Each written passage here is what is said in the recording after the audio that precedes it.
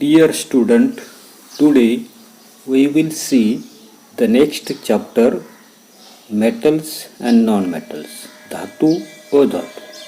Can you recall? थोडंसं आठवायचे.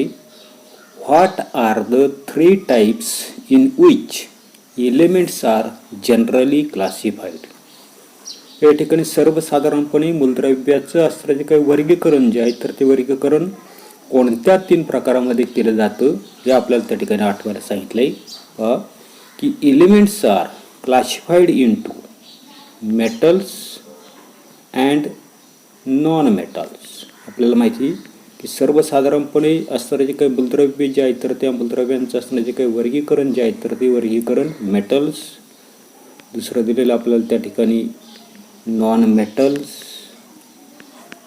आणि तिसरं आपल्या लक्षात येताना दिसतंय की असणारे जे काही मेटॅलॉइड ज्याला आपण त्या ठिकाणी धातू सदृश्य मूलद्रव्य त्या ठिकाणी म्हणताना दिसतो. तर याच्यामध्ये असणारे जे काही मूलद्रव्य जे आहेत तर त्या मूलद्रव्याचं असणारे जे काही वर्गीकरण जे आहे तर ते वर्गीकरण त्या ठिकाणी केलं जातं. What are the metals and non metals that we use in everyday life. दैनंदिन जीवन जे आहे तर त्या दैनंदिन जीवनामध्ये कोणते धातू अधातू आपण त्या ठिकाणी वापरतो. तर सर्वसाधारणपणे पहा की मेटलच्या बाबतीमध्ये आपल्या लक्षात येताना दिसते की मेटल जे आहेत तर ते मेटल कोणकोणते आपण त्या ठिकाणी मेटल जे आहेत तर ते मेटल त्या ठिकाणी वापरतो. तर याची उदाहरणं आपल्याला त्या ठिकाणी सांगता येईल की सर्वसाधारणपणे ॲल्युमिनियम, त्याचे सिम्बॉल जे आहे तर ते सिम्बॉल मी त्या ठिकाणी वापरतो. ॲल्युमिनियम असेल. दुसरं आपल्याला सांगितलं तर त्या ठिकाणी कॉपर जे आहे तर ते कॉपर आपण त्या ठिकाणी वापरताना दिसतो. त्याच्यानंतर असणारं जे काही लोखंड जे आहे तर ते लोखंड आपण त्या ठिकाणी वापरताना दिसतो. त्याच्यानंतर असणारं जे काही स्टील असेल, स्टेनलेस स्टील असेल, अशा प्रकारचे असणारे जे काही मेटल जे आहे तर ते मेटल त्या ठिकाणी वापरताना दिसतो. त्याच्यानंतर असणारे जे काही नॉन मेटल जे आहेत तर त्या नॉन मेटलचा जर आपण त्या ठिकाणी जर विचार जर केला तर नॉन मेटलमध्ये असणारे जे काही क्लोरीन असेल त्याची सिम्बॉल आहे Cl, त्याच्यानंतर आयोडीन I, आणि सर्वसाधारणपणे ऑक्सिजन O2, अशा प्रकारचे असणारे जे काही नॉन मेटल जे आहे तर त्या नॉन मेटलचा आपण दैनंदिन जीवनामध्ये त्या ठिकाणी आपण वापर जो आहे तर तो वापर त्या ठिकाणी करताना दिसतो. पुढे all the objects are material in the world are made from elements, compounds or their mixture. आपल्या असं लक्षात येतं नसते की जगामधल्या असणाऱ्या ज्या काही सर्व वस्तू असतील किंवा पदार्थ जे आहेत तर हे सर्वसाधारणपणे आपल्या लक्षात येतं नसते की कशापासून सांगितलं आपल्याला की मेटल्स असेल, कंपाऊंड्स असेल किंवा त्यांचं असणारं जे काही मिक्सचर म्हणजे त्यांचं असणारं जे काही मिश्रण जे आहे तर त्या मिश्रणापासून जगामधल्या असणाऱ्या काही सर्वच्या सर्व वस्तू किंवा हे जे काही पदार्थ जे आहेत तर ते पदार्थ त्या ठिकाणी ते बनले. Scientist classified all metals into 3 general types which are metals, non metals and metalloids. की शास्त्रज्ञ जे आहेत तर त्या शास्त्रज्ञांनी सर्व असणारे जे काही मूलद्रव्य जे आहेत तर त्या मूलद्रव्यांचं असणारे जे काही वर्गीकरण जे आहे तर ते वर्गीकरण आपल्याला मेटल्स धातू, नॉन मेटल अधातू आणि मेटॅलॉइड म्हणजे धातू सदृश अशा 3 गटामध्ये त्यांचं असणारे जे काही वर्गीकरण जे आहे तर ते वर्गीकरण त्या ठिकाणी केलेलं आहे. पण त्याच्यापैकी पहिलं आपल्याला त्या ठिकाणी पाहायचं आहे मेटल्स धातू, की gold, silver, iron, copper, aluminium, magnesium, calcium, sodium, platinum are few metals. पण की सर्वसाधारणपणे या ठिकाणी आपल्या लक्षात येतं नसते की गोल्ड असेल ज्याला त्या ठिकाणी सर्वसाधारणपणे Au अशा प्रकारची त्या ठिकाणी संज्ञा आहे. त्याच्यानंतर असणारे जे काही सिल्वर Ag, कॉपर जे आहे तर त्या कॉपर असणारे जे काही आयर्न जे आहे तर ते Fe ने त्या ठिकाणी दाखवलं जातं, त्याचे सिम्बॉल आहेत. कॉपर जे आहे तर ते मगाशी आपण पाहिलं की Cu ने दाखवलं जातं. ॲल्युमिनियम असेल, त्याच्यानंतर तो पुढचं आपल्याला दिलेलं आहे की मॅग्नेशियम असेल, कॅल्शियम असेल, सोडियम जे आहे तर त्या सोडियमचा सिम्बॉल मात्र त्या ठिकाणी Na आहे, आणि प्लॅटिनम Pt. जे अशा प्रकारचे असणारे जे काही काही धातू जे आहेत तर ते धातू आपल्याला त्या ठिकाणी माहीत आहेत. याच्या पुढे काहींचे प्रॉपर्टीज आपल्याला दिलेले की मेटल हॅव लस्टर.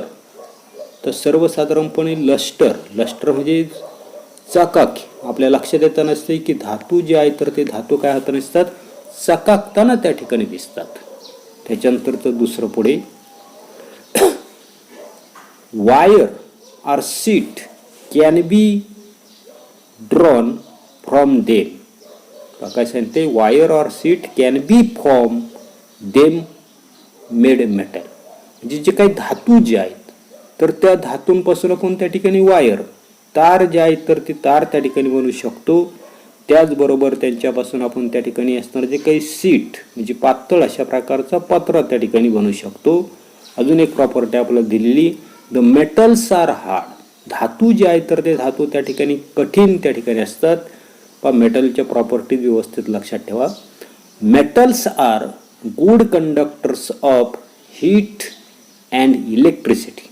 धातू जे आहेत तर ते धातू आपल्या लक्षात येत नसतात की गुड कंडक्टर्स ऑफ हीट म्हणजे उष्णता जे आहे तर ती उष्णता आणि इलेक्ट्रिसिटी म्हणजे विद्युततेचे त्या ठिकाणी गुड कंडक्टर म्हणजे सुवाहक जे आहेत तर ते सुवाहक त्या ठिकाणी आहेत. Metals lose their valence electrons to produce positively charge ions that is कॅटायन्स.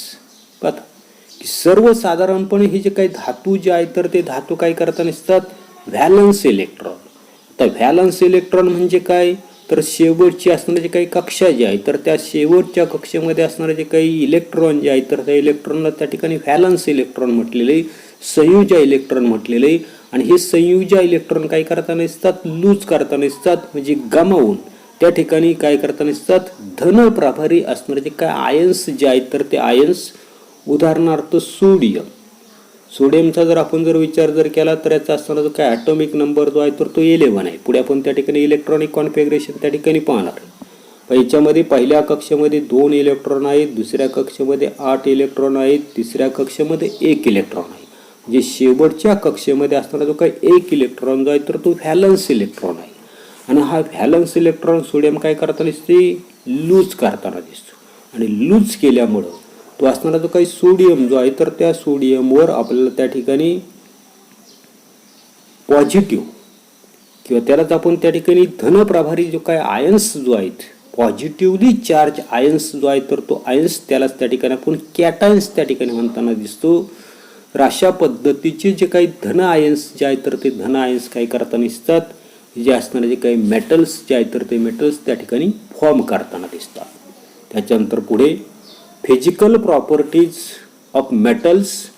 पहिली त्या ठिकाणी आपल्याला दिलेली की फिजिकल स्टेट, भौतिक अवस्था. Under ordinary temperatures metal stay in solid state. पहा काय सांगितलंय की सर्वसामान्य तापमान म्हणजे आत्ताचं सध्याचं असणारं जे काही तापमान जे आहे तर त्या तापमानाला आपण सर्वसामान्य तापमान त्या ठिकाणी म्हणू शकतो किंवा कक्ष तापमान त्या ठिकाणी म्हणू शकतो. तर या कक्ष तापमानाला सर्वच्या सर्व असणारे जे काही धातू जे आहेत तर ते धातू सर्वसाधारणपणे स्थायू अवस्था ज्या आहेत तर त्या स्थायू अवस्थेमध्ये त्या ठिकाणी आपल्याला आढळून दिसतात. हाऊएव्हर मेटल्स लाईक मर्क्युरी, मर्क्युरी जो आहे तर त्याचा सिम्बॉल त्या ठिकाणी Hg आहे. आणि दुसरं आपल्याला दिलेले gallium Ga are exception which are in liquid state even at room temperature. म्हणजे सर्वसाधारणपणे पारा किंवा दुसरं आपल्याला सांगितलंय गॅलियम यासारखे असणारे जे काही धातू जे आहेत तर ते धातू मात्र त्या ठिकाणी अपवाद आहेत. हे मात्र त्या ठिकाणी आपल्याला रूम टेम्परेचरला कक्ष तापमानाला मात्र काय होता नसतात तर त्या ठिकाणी ते लिक्विड स्टेटमध्ये असतात. फिलिंग द ब्लँकसाठी हे लक्षात ठेवायचे. एवढाच भाग आपण या तासाला पाहणार आहोत. पुढील भाग पुढील तासाला पाहू. धन्यवाद.